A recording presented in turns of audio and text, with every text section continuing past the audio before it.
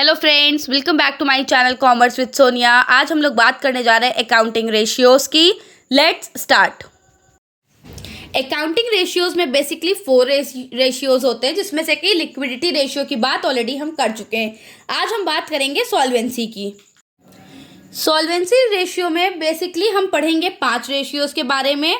Solvency का मतलब होता है कि जो भी कंपनी है वो अपने डेट्स को पे ऑफ करने के लिए कैपेबल है या नहीं, इस चीज़ को हम जानते हैं सॉल्वेंसी से। तो सॉल्वेंसी रेशियो में सबसे पहला रेशियो आता है डेट इक्विटी रेशियो। डेट मतलब होता है हमारे जो हमने लोन्स ले रखे हैं, लॉन्ग टर्म लोन्स। तो डेट इक्विटी रेशियो, नाम से ही हमें रेशियो क्लियर हो जाता है।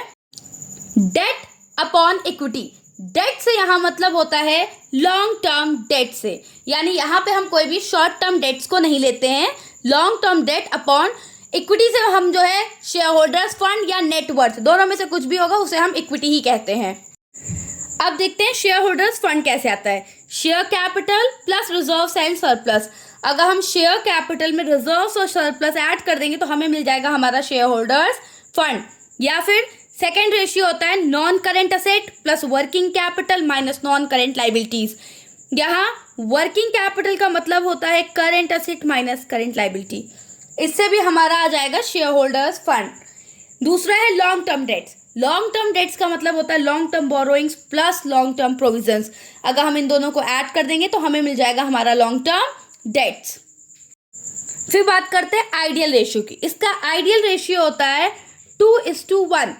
2:1 का मतलब है कि अगर हमारी जो डेट्स हैं वो डबल है हमारी इक्विटी से, तो हमारी पोजीशन ठीक है, यानी हम कैपेबल हैं अपने डेट्स को पे ऑफ करने के लिए। नेक्स्ट रेशियो है total asset to debt ratio. जैसे कि इसका नेम है टोटल असेट टू डेट, तो इस रेशियो का भी यही है, total asset upon debt. Total asset में हमारे आते हैं current assets and non current asset. अगर हम करेंट असेट और नॉन करेंट को ऐड कर देंगे तो हमें मिल जाते हैं total asset upon debt. Debt में लॉन्ग टर्म डेट्स, अगेन फिर वही वाले long term debts, long term borrowings plus long term provisions. और हमारा आइडियल रेशियो होता है टोटल असेट टू डेट का, आइदर वो 2:1 हो या फिर 1:1। दोनों ही रेशियोज आइडियल है, यानी अगर हमारे असेट्स डबल है हमारे डेट के तो ये तो बहुत ही अच्छी पोजीशन है। लेकिन अगर हमारे असेट्स और हमारे डेट इक्वल हैं, ये पोजीशन भी जो है फर्म के लिए एक अच्छी सॉल्वेंसी पोजीशन कहलाती है। नेक्स्ट रेशियो है प्रोप्राइटरी रेशियो। प्रोप्राइटरी रेशियो का फॉर्मूला होता है equity upon total asset. Equity again proprietors fund या शेयर होल्डर्स फंड को हम इक्विटी कहते हैं। टोटल असेट में हमारा आ जाता है non current asset plus current asset. और इस रेशियो में कोई भी आइडियल रेशियो नहीं होता। हाँ, इसमें एक चीज ये होती है, प्रोप्राइटरी रेशियो आपका रेशियो में भी आता है और कभी कभी अगर आप इसे इंटू 100 कर देंगे तो परसेंटेज में आपका आंसर आएगा, और दोनों ही जो है करेक्ट होते हैं। नेक्स्ट रेशियो है इंटरेस्ट कवरेज रेशियो। ये ऐसा एक रेशियो है सॉल्वेंसी का जिसका कि जो रिजल्ट होता है वो टाइम्स में आता है, यानी वो जो आंसर है वो आपका टाइम्स में आता है। इंटरेस्ट कवरेज रेशियो का फॉर्मूला है profit before interest and tax upon fixed interest charge.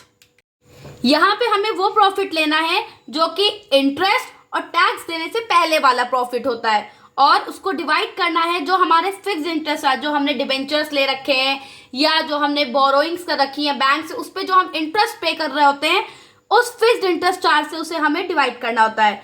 Interest coverage ratio का ही सेकेंड नेम होता है debt service ratio. Interest coverage ratio का ही सेकेंड नेम है, और आइडियल रेशियो होता है 6 to 7 टाइम्स। इट मीन्स कि अगर हमारा जो रिजल्ट है, हमारा जो आंसर है वो 6 to 7 टाइम्स आ रहा है, इट मीन्स कि हमारा जो रेशियो है वो बेटर है।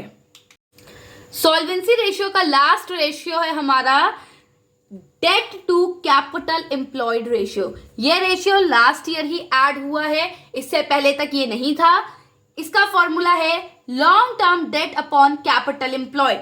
लॉन्ग टर्म डेट्स मीन्स आपके जो है लॉन्ग टर्म बोरोइंग्स और long term provisions upon capital employed. Capital employ को कैलकुलेट करने के 2 तरीके होते हैं। एक होता है आपका लाइबिलिटी अप्रोच, दूसरा होता है आपका कैपिटल अप्रोच। दोनों अप्रोचेस में से आप चाहे जो यूज करिए, आंसर आपका सेम आएगा। लाइबिलिटी अप्रोच में हम कैपिटल एम्प्लॉयड कैलकुलेट करते हैं share holders fund plus long term date. अगर हम शेयर होल्डर्स फंड में लॉन्ग टर्म डेट ऐड कर देंगे तो हमें कैपिटल एम्प्लॉयड मिल जाएगा।